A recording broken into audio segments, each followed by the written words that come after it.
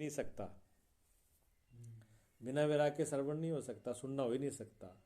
क्योंकि बिना वैराग्य के जो सुनता है वो अपना ही जो उसके दिमाग में बैठा हुआ है उसी को सुनता है। जब तक वैराग नहीं है उसको कुछ भी बोला जाए वो सुनेगा कौन सी? जो उसके दिमाग में पहले से बंद है भी मुझे ये करना है, उसी चीज़ को सुनेगा वो। जैसे गौतम बुद्ध के पास में शाम के टाइम में एक शब्द रोज बोलते थे वो। लास्ट वचन होता था उनका पूरी संगत के बाद, जब पूरी संगत बैठी रहती शाम के टाइम में सत्संग हो जाता भजन, तो लास्ट में उन्होंने बोलना होता कि सभी साधक सभी भक्त अपने अपने जितने भी सेवादार हैं, तो उनको वो बनते बोलते थे सन्यासियों को कि बनते सब अपने अपने लास्ट कार्य को करके सो जाएं। तो वो ये शब्द बोलते लास्ट काम को करके सो जाएं, विश्राम करें। तो लास्ट में वहाँ जनता के अंदर बहुत लोग आए हुए थे, तो उसमें एक चोर बैठा हुआ था। उसने कहा इनको क्या पता, संतो ये तो बड़े सिद्ध पुरुष है, इन्होंने मेरे मन की बात जान ली कि लास्ट काम कर, मैं तो लास्ट चोरी करके सोता हूँ। तो अब इनका ही आदेश हो गया, अब चोरी करके उसके बाद विश्राम करेंगे। चोर चोरी करने चला गया, वो चोरी करके सो गया। और जो रात्रि किसी और काम करने वाले थे उन्होंने अपने अपने काम किए। और जो साधक लोग थे जो शाम को सिमरण करके समाधि में सोते थे, ध्यान में सोते थे, वो उन्होंने अपना सिमरण किया, ध्यान किया, समाधि में विश्राम में चले गए। सब तो एक ही बोला था, लेकिन हजारों लोगों ने अलग अलग अर्थ किए उनके। तो वाणी में शब्द एक ही है। वाणी जो बोलती है, वाणी कहती है सिमरण करो। किसका सिमरण करना है? कट्टिया मज्झां दा। कोई मज्झां दा सिमरण करता है, कोई माया दा करता है, कोई परिवार दा करता है, कोई पति पत्नी दा करता है।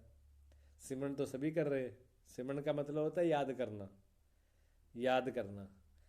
सिमरण जिसका करना है उसको तो, जिसका करना है उसका तो पता ही नहीं है उसको भी सिमरण किसका करना है। और जिसने मान लो जैसे महापुरुषों के पास में बैठा हो, गुरु जी के जिसका साधन लगा हुआ है, उस वो समझ लेता है कि हाँ, क्योंकि उसका सिमरण वहाँ पर रहता है, करना थोड़ी पड़ता है। क्यों भगत सिंह, सिमरण करना पड़ता है कि अपने आप होता है? अपने आप ही होता है। मतलब भूलते ही नहीं जिसको। सिमरण वो है जिसको भुलाना भी चाहे तब भी नहीं भूले। अगर ये रास्ता न बताया होता गुरु जी ने तो आपको समझ में आती है बात भी सिमरण कैसे होता है। जितने लोग कर रहे हैं पूजा पाठ कर रहे हैं, सुबह शाम नहाना धोना, बड़े नियम पूजा पाठ कर रहे हैं, उनके सिमरण हो रहे हैं? वो बहुत दूर है सिमरण से। क्यों? आधा टाइम तो नहाने से जाता है, कुछ टाइम तो नहाने में निकल रहा है, कुछ खाने में निकल रहा है, कुछ नियम में निकल रहा है, कुछ जो है रोड़ा पाने में निकल रहा है। वो सोचते हैं हमने सिमरण कर लिया। सिमरण बहुत अंदर की चीज़ है, सिमरण बाहर की चीज़ है ही नहीं, सिमरण दिखाने की चीज़ नहीं। ना तो सिमरण माला की चीज़ है, भी हाथ में मनका होना चाहिए, माला होनी चाहिए। ना सिमरण जिब्या की बोलने क्या चीज़ है। ना ही सिमरण पाठ करने का नाम है, ना सिमरण नहाने धोने का नाम है, ना सिमरण जोत बत्ती करने का नाम है। ये सिमरण नहीं है। ये सिमरण करा याद सिमरण को कराने के साधन है, तरीके हैं भी। इनको दे करके जैसे घर में जब जोत लगाते हैं तो जोत लगाओगे, वैसे तो पूरे दिन आपको याद आनी नहीं। जब जोत लगाओगे तब एक बार आपको सतगुरु की याद आएगी। जोत शाम को जोत करनी है, सुबह जोत करनी है। तो जोत का जब टाइम होगा तो क्या जोत के साथ में संबंध किसका जुड़ गया? जोत के साथ संबंध जुड़ गया सतगुरु का। तो जैसे जोत की याद आई तो सतगुरु की भी याद आएगी। तो मतलब जोत से नहीं रहा, मतलब किससे है? सतगुरु की याद से है। जैसे हम कोई चीज़ भूल जाएं तो हम निशानी कर लेते हैं, कोई ना कोई निशानी में लगा देते हैं भी, इस निशानी को देख के अपने को याद आ जाएगी भी ये चीज़ यहाँ पर है और ये काम करना है। ठीक है ना? जैसे पहले, अब तो लोग पढ़े लिखे हो गए, मोबाइल भी हो गई। पहले क्या होता था? पहले लोग ना जब जाते थे तो साफे में गंड पा लेते थे सामान लेके आना। कितने सामान लेना, जिसको भूल जाते वो दो दो सामान लगे तो दो गंडा लगा लेते थे।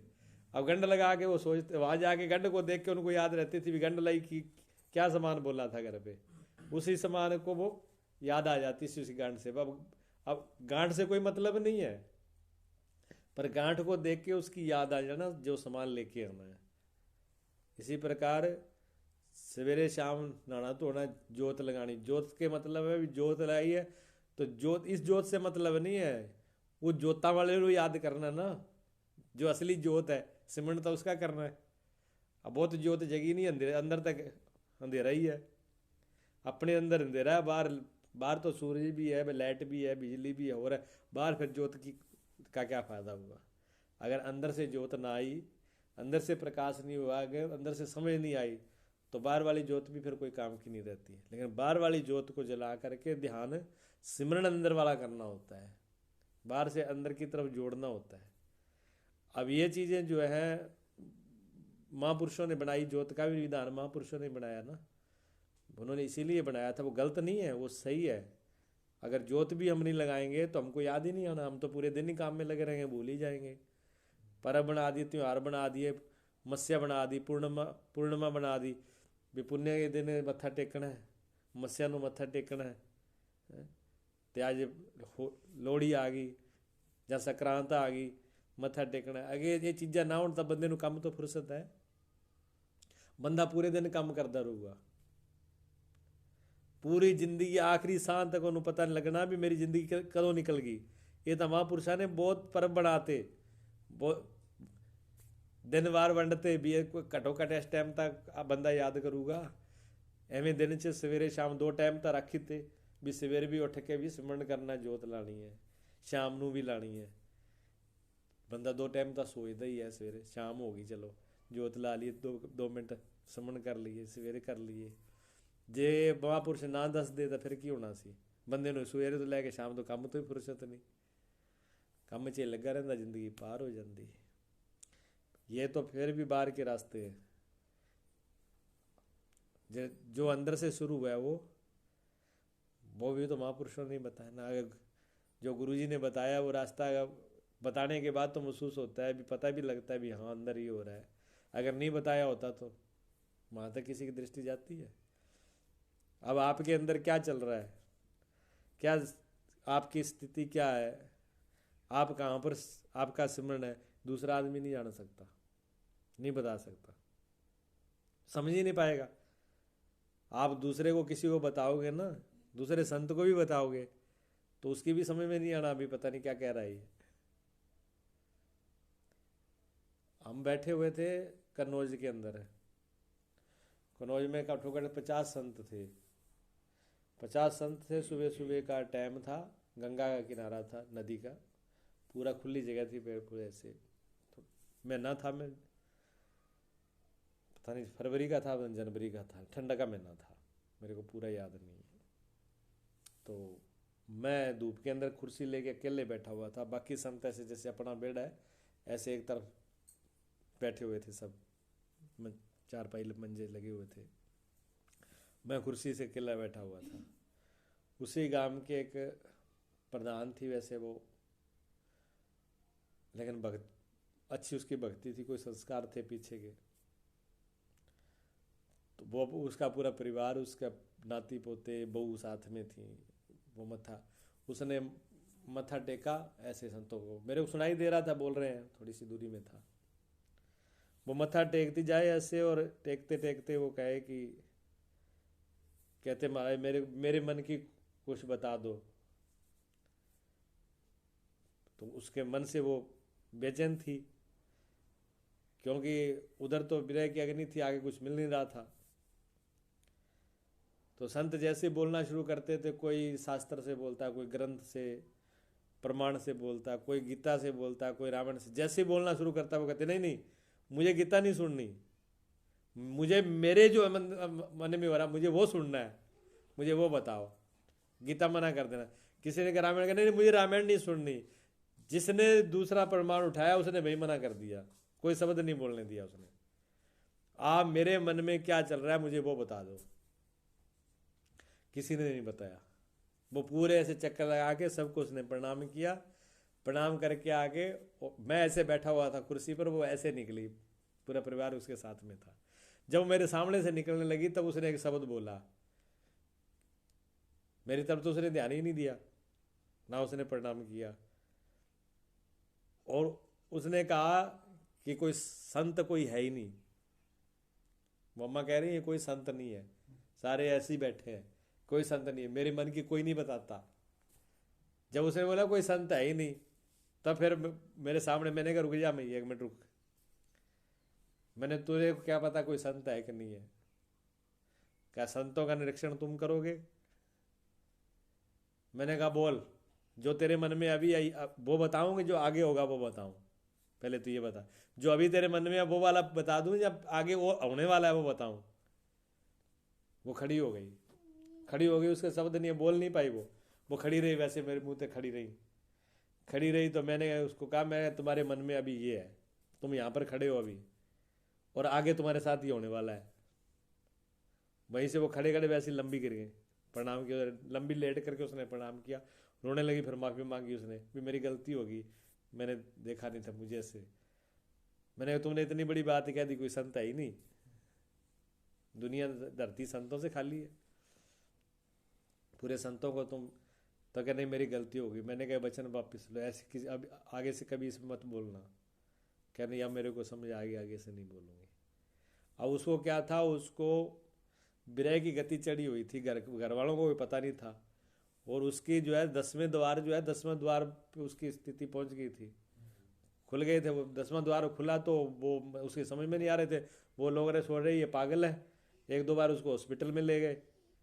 मैंने कहा ये योगी गति इतनी अच्छी गति है, कोई पीछे किसकी भक्ति की हुई है जो इसके यहाँ पहुंची है ये। तो फिर उन पूरे घर वालों को, पूरे परिवार को समझाया, तब वो शांत हुई। तब मैया ने कहा कि ये बढ़िया आपने बता दिया, परिवार वाले तो मुझे मार डालते, कोई समझ नहीं है। कोई कहता है इसमें भूत बढ़ गए, कोई कहता है इसमें क्या हो गया, कोई हॉस्पिटल में लेके जा रहा है।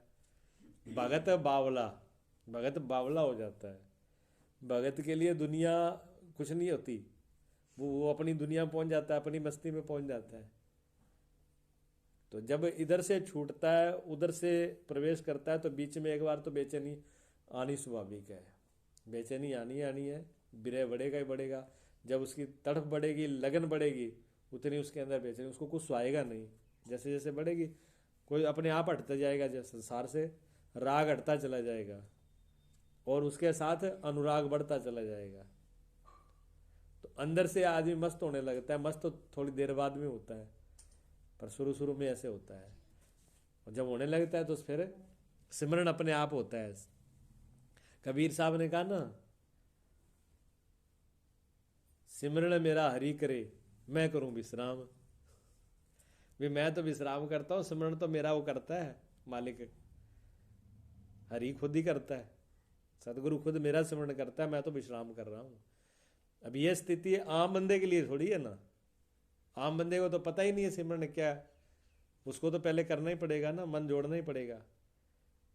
और जिसका जुड़ जाता है उसके साथ, फिर वो छोड़ना चाहे तब भी नहीं छोड़ता। जिसके साथ प्रेम प्यार होता है उसको याद करना पड़ता है कि अपने आप आता है? अपने आप ही आता है ना, करना तो नहीं पड़ता। जिसके साथ प्रेम प्यार होगा उसको याद अपने आप आएगी। और जिससे कोई प्रेम प्यार ही नहीं है उसकी याद क्यों आएगी? अगर सतगुरु से प्रेम है, सतगुरु से प्रेम है तो सतगुरु की याद अपने आप आनी है, सिमरन तो अपने आप ही होना है। अगर सतगुरु से प्यार ही नहीं है फिर क्यों? अच्छा प्यार कैसे होगा?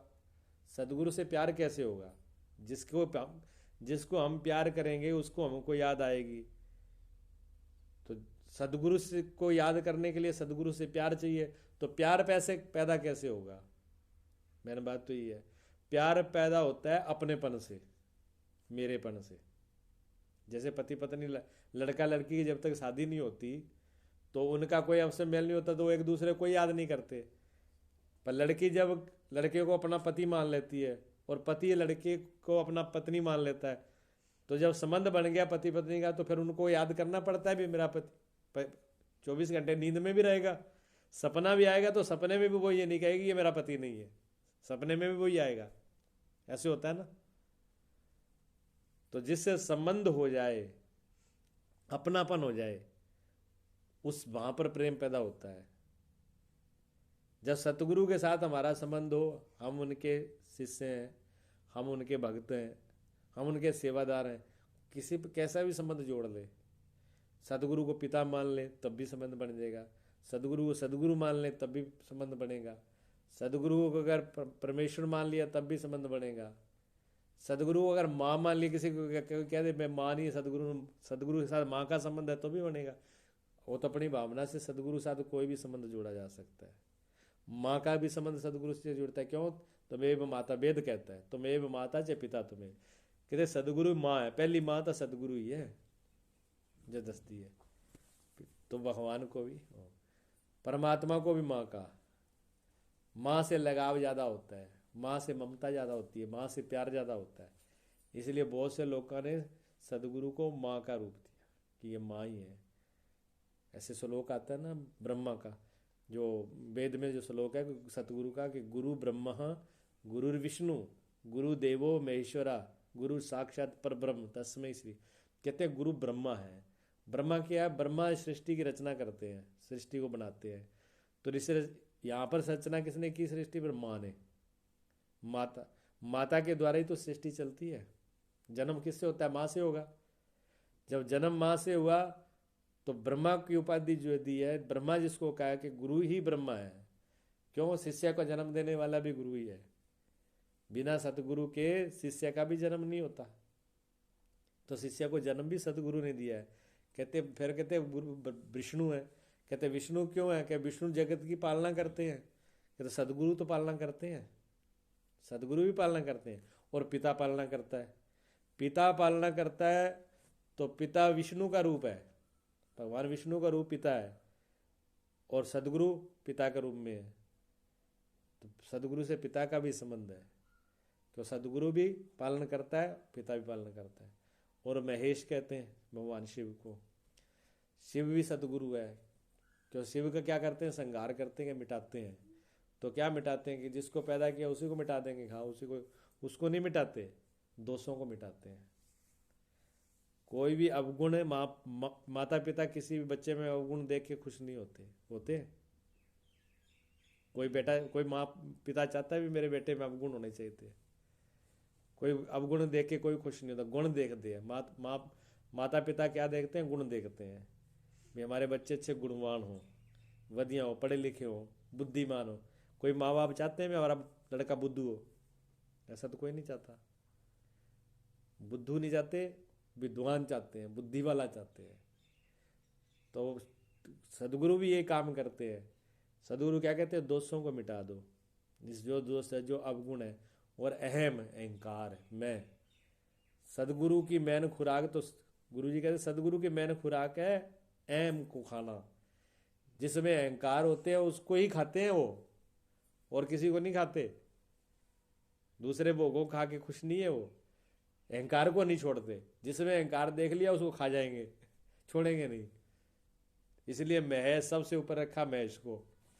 कहते हैं इन तीनों गुणों के अंदर होते हुए भी सदगुरु के तीनों में ये है। इन तीनों का रूप माता पिता का रूप धारण करके भी, फिर कहते हैं पर इनसे अलग है, पर ब्रह्म इनसे हट करके भी है। सगुण भी है, निर्गुण भी है, मतलब साकार भी है, निराकार भी है। लोग कहते हैं कि सदगुरु वो निराकार है। अगर वो निराकार ही है तो फिर वो पूरी दुनिया को कैसे चला रहा है? फिर वो प्रकट कैसे हो जाता है?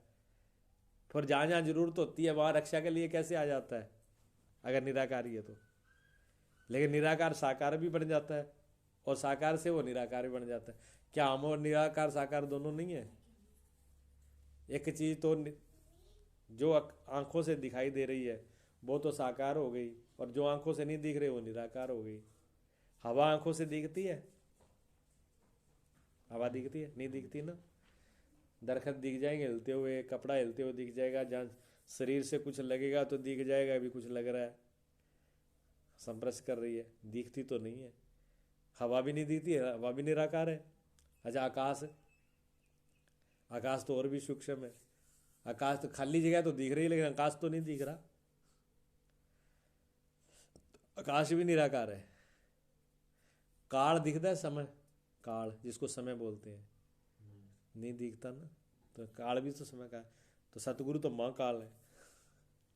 कालों को भी, जो काल को भी खा जाए, समय ने सारा सबको खा लिया। समय सबको खा जाता है। देख लो, बचपन चला जाता है, जवानी चली जाती है, बुढ़ापा चला जाता है। पहले वाले लोग कितने चले गए, दादे परदादे माँ बाप भी चले गए, देख लो। चले गए ना। समय समय वैसे ही है, लेकिन जो समय को भी खा जाए, सदगुरु तो वैसे ही है। सदगुरु में तो कोई फर्क नहीं पड़ा, वो तो जैसा है वैसे ही है, उसकी ज्योति में कोई फर्क नहीं पड़ता। मन भी निराकार है, बुद्धि भी निराकार है। मन दिखाई देता है किसी को, अपने खुद को तो महसूस होता है मैं बेचैन ना, या मेरे को सही है, मैं सुखी हाँ, पर दूसरा कोई किसी के मन की थोड़ी बता देगा कि इसका मन कहाँ पर है, क्या कर रहा है ना। बुद्धि तो ये निराकार है। ये निराकार क्यों है? इनसे नहीं दिख रहा आंखों से, पर बुद्धि से तो दिख रहा है। बुद्धि से हम आकाश का निरीक्षण कर लेते हैं, बुद्धि से हवा का माप कर लेते हैं, और बुद्धि से मन को भी देख लेते हैं। बुद्धि के सामने वो साकार है, तो वो निराकार भी साकार भी है। जो ये सृष्टि दिख रही है उसके 3 रूप हैं। देखो, पानी के 3 रूप होते हैं। पानी के 3 रूप होते हैं ना। एक तो जब जम जाता है तो बर्फ होती है, जब पिघल जाता है तो पानी होता है, तरल हो जाता है, और जब पूरा गर्म कर दो तो वहाँ बन जाता है। होता है ऐसे। जब ऊपर बादल होते हैं, बादल भाप ही होते हैं और कुछ नहीं होता, वाष्पीकरण होता है। वाष्पीकरण है, भाप है, गर्मी से वाष्पीकरण होकर के वहाँ बन के ऊपर उड़ जाता है। फिर ऊपर जा कर के गैसें मिलती हैं, उन गैसों के प्रभाव से वो तरल हो जाता है, वहाँ भी ठंडी हो जाती है, तरल हो जाता है, पानी बन जाता है वर्षा। और जब और गैसों का ऐसा प्रभाव मिल हो जाता है तो वही पानी बर्फ बन जाता है, जो ओले ओले बन जाते हैं, बर्फ बन के बन जाते हैं ना। अब बर्फ, पानी और भाप चीज़ तो एक ही है। बर्फ कितनी ठोस है, उसे नरम जो पानी है, और भाप कितनी, भाप आकाश में उड़ जाती, दिखाई भी नहीं देती। तो जो निराकार था भाप रूप में, वही तो बर्फ रूप में साकार है। जो साकार है बर्फ रूप में, वही भाप रूप में निराकार है। पर दोनों में फर्क थोड़ी है ना, दोनों में फर्क नहीं है। ये स्थिति थोड़ी सी जो ज़्यादा मतलब संत साधना करते हैं, जिनके लिए परमात्मा एक ही हो जाते हैं, जो कहते हैं एक ओंकार सतनाम, एक ओंकार के अलावा कुछ भी नहीं है। एक सतगुरु, ये वही सत्य है, वही सदगुरु है, वही ओंकार है, वो एक ही है, दूसरा कोई है ही नहीं। ये तो जब करते करते तपस्या, ध्यान, भजन करते करते जब उसकी कृपा होती है तब एक आता है। पहले तो बड़े भेदभाव हैं, भेद हमारी बुद्धि में है, हमारे दिमाग में है, हमारे मन में है, हमारी आंखों में, भेद हमारे अंदर है ना। हमने दुनिया भर के भेद पैदा कर दिए। लड़की एक ही होती है, एक ही लड़की को कहते हैं, ये एक जना तो कहता है ये मेरी माँ है, एक कहता है नहीं मेरी बहन है, दूसरा कहता है नहीं मेरी पत्नी है, तीसरे कहते मेरी मौसी है, चौथा कहता है मेरी काकी है, चाची है, चौथा आगे कहता मेरी ताई है, कोई कहते मेरी अम्मा है। कुड़ी तो एक ही है पर अपनी अपनी